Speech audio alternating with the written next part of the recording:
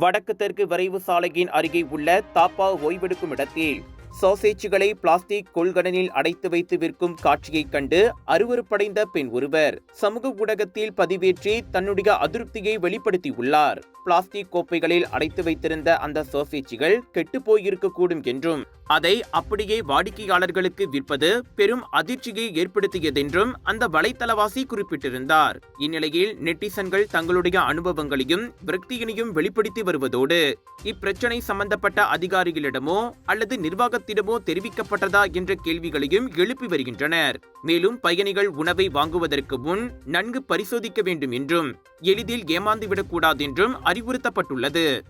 Doctor Appa Rao சன்னாசையின் த rubber estate பாய், பால்வெட்டியின் மகன், பல்கலைக்கழக விரிவுரையாளரான சுயசரிதை. இவரின் மகள் டாக்டர் நிஷாந்தி அப்பாராவ் கைவண்ணத்தில் உருவான டிவினிட்டி இன் டைவர்சிட்டி 108 இந்து தெய்வங்களின் சுருக்க கதை. தந்தை மகள் படைத்திருக்கும் இந்த சிறப்புமிகு நூல்களை உடனே வாங்கி படியுங்கள்.